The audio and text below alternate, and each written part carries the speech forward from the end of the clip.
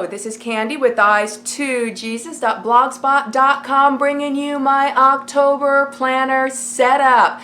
And please excuse me as I go through this video. I am sitting today and I do have an autumn cold. It's pretty mild, but it's a little bit annoying when I'm talking for a while. So what planner am I currently in? I am in this beauty.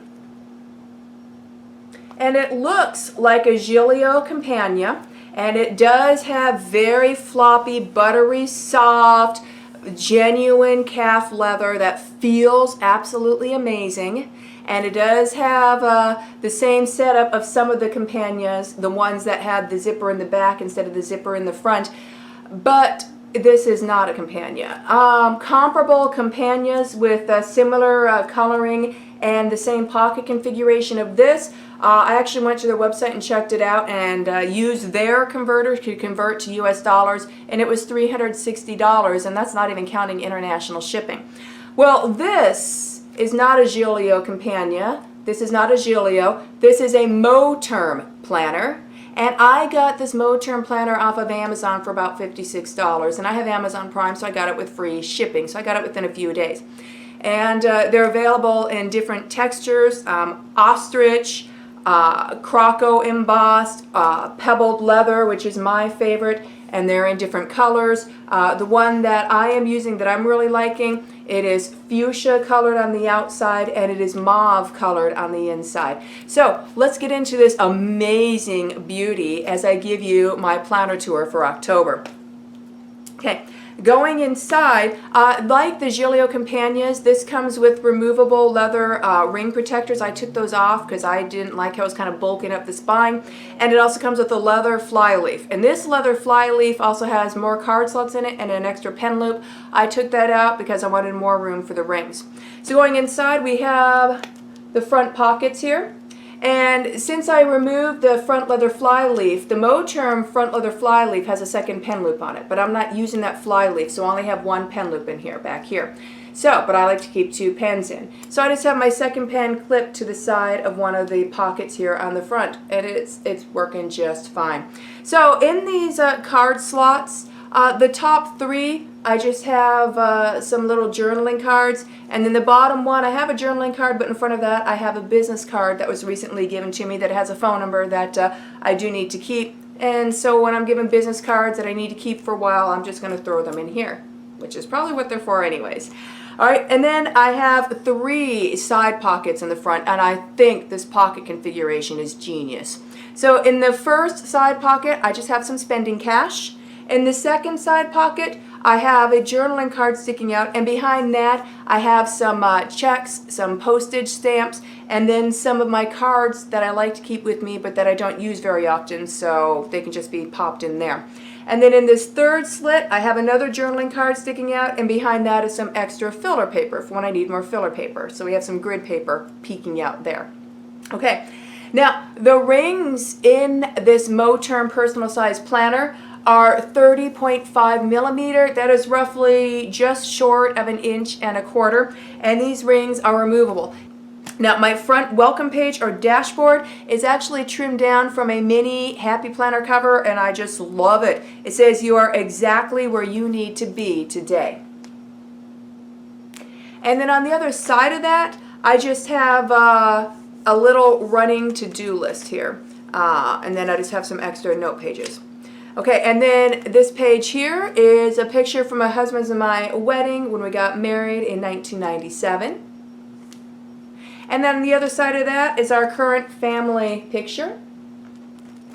And then after that, I have several sheets of paper, and I just have them held together with a magnetic bookmark. And this is where I write down things that I need to pick up at the store.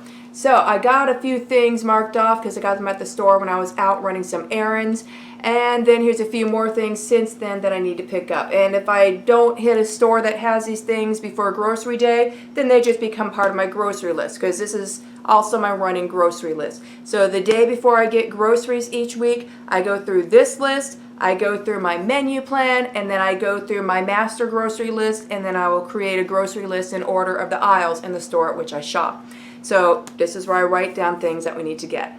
All right, and then after that, we come to my first main divider. I have 5 main dividers. They are homemade, and these dividers are laminated wallpaper that I got from Tim Holtz from Hobby Lobby. And then I just have them labeled with labels that I'd gotten at Hobby Lobby like last year. Okay, so the first divider is labeled home because it's for my homemaking section. All right, and then the first page of my homemaking section is a page of my daily chores. And then on the other side of that is my children's cleaning chores, and then the page facing that are my children's table chores. And then after that, I have a list of deep cleaning and organization projects. And then I have my master grocery list, and I have a little top tab sticking up on the top of that because right after my master grocery list is my menu plan for the week. So if I just want to quickly flip to my menu plan, then I can just pop open my homemaking section, grab this top tab, flip it over. It brings me to my menu plan for the week. All right, and then turning past that, I have some pages of breakfast ideas, lunch ideas, and supper ideas. This is for helping me what I'm making my menu plan, or if I need to change out a meal, then these are where I go to. So here's some breakfast ideas, lunch ideas, and supper ideas. And breakfast ideas, lunch ideas, and supper ideas, I also write down suggested sides to go with them. And then after that, I just have a page on the front is Thanksgiving menu, and on the back is New Year's menu. And then after that, I have a page with a little side tab kind of sticking off, and at the top it says recipe sections. This is my table of contents to recipes that I keep in my planner. And it's not page numbers for every recipe, it's just for the sections that I've sectioned my recipes to. And the sections are quick go-tos, breads and breakfasts, main meals, sides, baking, and special. And probably whenever I reprint my recipes, which might not be until I start putting together my 2020 planner, I'm probably going to start printing out those sections in alphabetical order. So let me just turn to some pages here. Here's what my recipe pages look like. And that's the rest of my homemaking section. So my next homemade divider is labeled school because it's my homeschool section. And I am a homeschooling mother of 4. My oldest is 19, so he's been graduated for a while. And then my other children are ages 17, 15, and 13. So I have 3 still going through homeschool. And so this year in homeschool, I am schooling grades 8, 10, and 12. So this is my homeschool section. And I homeschool my children via the Trivium method, and they are homeschooled preschool through graduation. All right, so the first page in my homeschool section is our current homeschool schedule. And then after that, the next 3 pages is our curriculum chart, our current course of study. And then after that is their current copywork assignments for the next few pages. And then we got their reading lists. And then I just have some note paper when I need to jot some things down. Okay, now my next section is labeled budget, and it is my budgeting section. And I just keep a little magnetic bookmark here because sometimes I need to clip some pages together or maybe clip a receipt or something temporarily to a page in my budgeting section. Now the first page of my budgeting section I labeled budget guide, and it just lists our typical reoccurring expenses and which paychecks during the month I pay which expenses on. So it's my reference page. So what I do is after that I just have filler paper in here. So I'll write down the date of the check that I am budgeting, and then I'll reference my budget guide to see, okay, what's the reoccurring expenses that I'm going to pay on this check that are assigned to this check. So then I write those down on the paper with those totals, and then I'll take a look at my monthly calendar and I'll see what's coming up during the time period of that check that are extra expenses that need to be handled on that check, and then I'll write those down and those totals. Then I'll write down the total of what the check is probably going to be, and then I subtract all of those from it to get a total of how much is left. And then I can see from how much is left, okay, do we have enough to go into savings? Do we have enough to go into long-term savings, short-term savings, projects, etc.? And it goes from there. And then I keep a running total of what we have in the bank also on these pages, usually on the side or on the bottom, so that as things clear in the bank, I will mark them off. So while we're waiting for things to clear in the bank, I have the correct total here, even though the bank won't yet.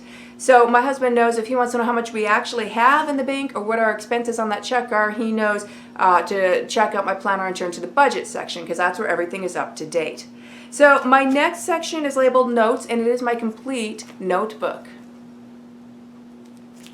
Okay, and then my notebook is divided into 3 subsections. The first subsection begins with Table of Contents. And this section goes all the way up to a little top tab I have here, and those pages are numbered. So the table of contents for those numbered pages are gift ideas, kids grocery week checklist, stock list, perpetual calendar, family information, codes, and tracking. And then I flip to the little top tab, and that brings me to my second subsection, which is my directory. I have a hand-drawn laminated map of the area in which I live so that I don't get lost. And then after that, I have some written directions to some places that I go to that I might have trouble finding or remembering how to get to.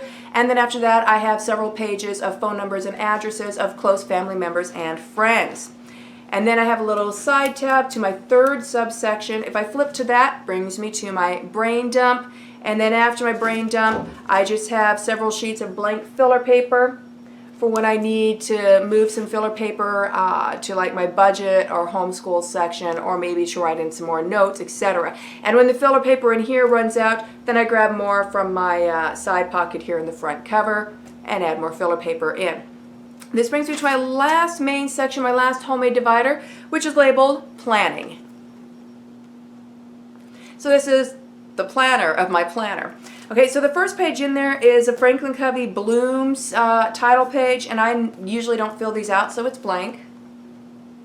And this page is a nice cardstock, and on the other side of it, it has years at a glance for 2019 and 2020. That's why this page is in here. Now, I have month on 2 pages for the whole year of 2019 in here, and my month on 2 pages that I've been using this year are Daytimer Garden Path in their portable size. And Daytimer's portable size is the same size as Vital Facts' personal size, and therefore fit just fine in the personal size Moterm planner. So this is October, so here is my October divider for Garden Path. And then my month on 2 pages.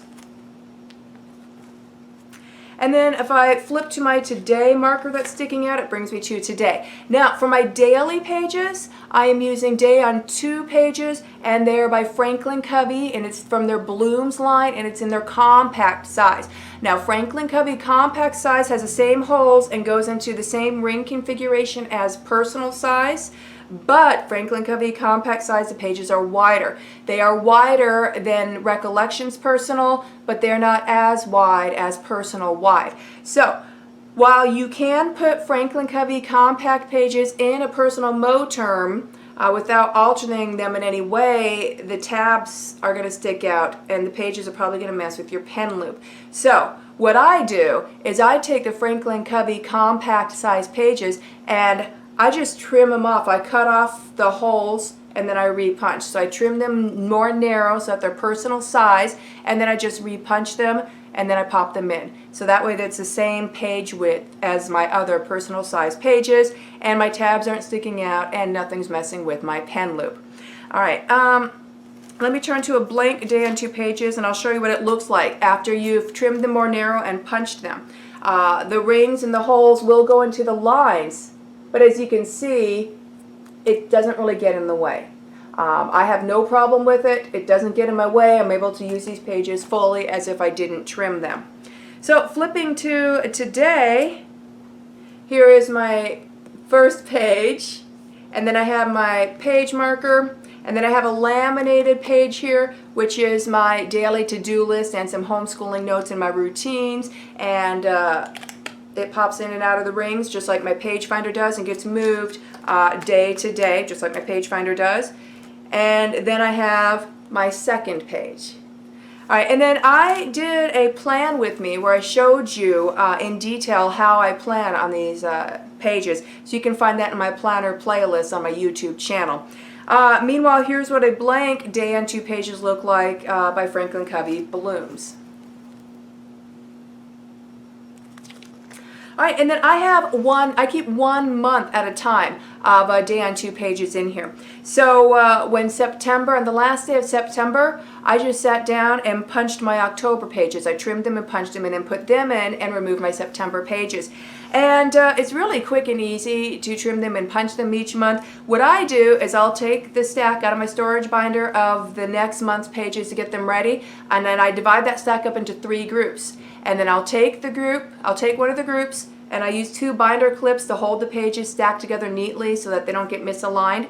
And then I just will mark with my pen where I'm going to trim the page more narrow. So I'll take a personal size page and just lay it over it and then mark where to trim the page more narrow.